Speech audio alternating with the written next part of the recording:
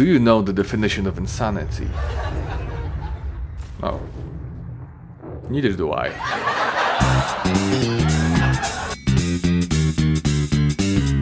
The collective gaming hive mind is a deceptively complex and still somehow numbingly incapable neuromechanical network. It's an amalgamation of ideas and mostly first impressions that somehow defines good and bad, often with little thought or accountability, but always adding the prefix game. I want you to really look into your soul right now and tell me why one game good while other game bad, and reflects on why that is so. Even when the opinion-making process of the celestial grey matter somehow returns a objectively correct take, nobody really knows why without a pretentiously long and witty YouTube essay.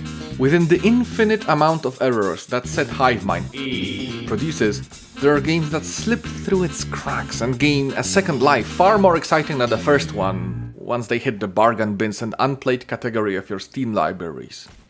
Such is the case of Wanted: Weapons of Fate. A game I remember releasing back in the day, and I also remember it losing that remembrance by the means of it being quickly forgotten, only to be somehow remembered as one of the games of the era under the label of, oh yeah, it's the bullet carving game. Neat. You want a quick review? No problem. Only things that make Wanted stand out of the crowd are the bullet carving and the cool suit worn by the protagonists. The latter can be experienced by a quick glance at the cover, but the former by watching 5 minutes of gameplay. Here, I just saved you €2 and like 3 hours of your time, no need to thank me. The everything else is generic and plagued with fundamental issues, and while inoffensive, it's nothing to write home about. So let's write a nice letter home about it, together. I don't want to get hung up on the technical aspect of this game too much. All you need to know is that I once got a game over after going into enemy spawn and committing a cardinal sin of spawn killing, and that hitboxes sometimes have a life of their own. Quality of Wanted the movie is up to debate and beyond the scope of this video. But even if you find yourself on the opposite side of the fence, there are two undeniable qualities that both of us can agree on: Angelina Jolie and the tone. Wanted the movie is edgy, snappy, show-offy and funny. Wanted the game is written like the only direction devs got is that it was supposed to be based on a movie that did not exist yet. Everything is fucking off, everything. All the cutscenes are overly dramatic and boring. Wesley throws one-liners left and right, but they range from not landing here, snipey, snipey, snipey, to really not landing. I gotta tell you, I wouldn't have minded making her scream another way, but what the heck. At least her ankles were skyward. The only redeeming quality, and one that I got tons of mileage out of, is that Wesley is voiced by Jimmy Simpson, also known as Liam McPoyle from It's Always Sunny in Philadelphia. What a fucking crossover. Wanted is a cover shooter.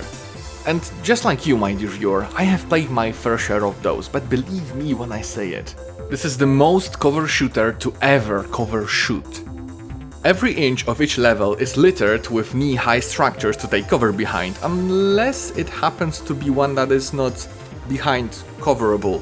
Thugs approach only from the most forward direction, and you might be inclined to try to run and gun, taking advantage of said thugs' microscopic brains, but game takes a couple of really aggressive measures to force you into your cozy, bulletproof safe spaces. Firstly, for the lack of better term, manual movement feels like garbage and lacks any form of sprint, making the baked-in jumping between covers the safest and the most effective way of traversing the uninspired locales.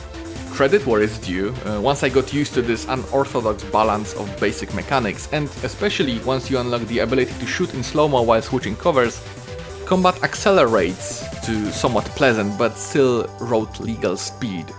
Secondly, the controller acceleration. It is staggering how in a landscape already shaped by years of war, the basic action of aiming can be butchered so hard. The acceleration is unadjustable and physically painful. Just look at this crap, it has the acceleration of Citroën fucking Ami. Blaming the game for shitty aim is the reddest of flags, but in this very specific case, the game is one to be blamed. You can learn to account for it, but that means forgetting the basic features of shooting anything that moves, or aiming at anyone that is not already in center of your vision before leaning out of your cover. What a fucking mess. This groundbreaking feature comes with the added bonus of killing the idea of running and gunning, cannibalizing the slow-mo cover switch mechanic, and crossing the thin red line between wanted the okay game, give it a try, and wanted the just play anything else game. I hate being this villainous and negative towards someone's labor of corporate contract, but before I talk about the shallow but still somehow existent combat sandbox, I have to rewind the clock a little bit and talk about the second time this game has made me upset.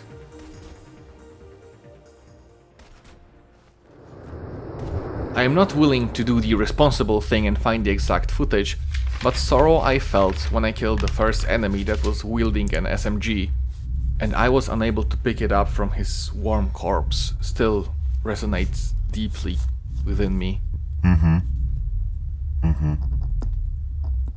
Opowiedz jeszcze raz, jak ci wujek do wanny wchodził. That's right, forget the usual lineup of magnums, shotguns, assault rifles and SMGs. All you get in this game are 2 or 3 guns, depending on your definition of what a gun is.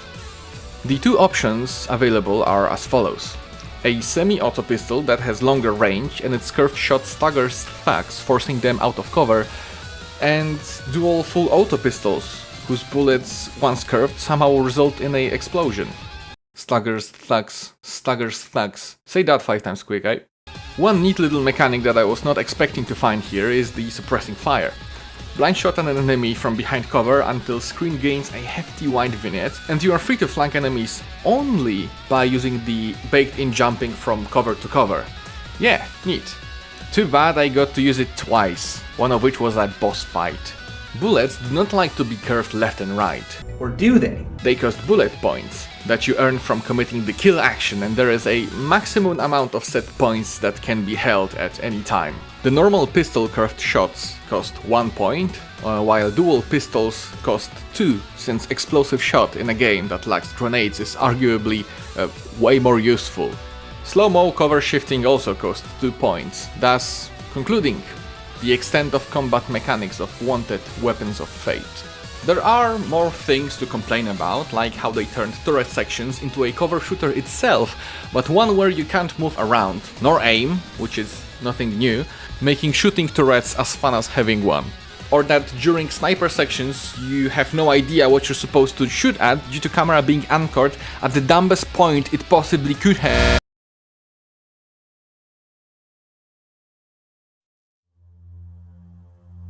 But like, I see no point in dissecting this game any further. Not that there is much more to dissect. Wanted Weapons of Fate is not present on any modern storefront, so if you want to give it a shot, you have to have a nearly 20 years old console ready to go, or pirate it. In both cases, it's effort worth a better cause. This was supposed to be a thrilling ride that ended up being best served as podcast background. Instead of that, take a look at your Steam library. At all of those games that you bought on sales over the years only not to ever play. There's so many fun, inventive, groundbreaking titles that you have access to right now, that it only makes sense for Wanted to remain in the downward spiral of obscurity. Take care.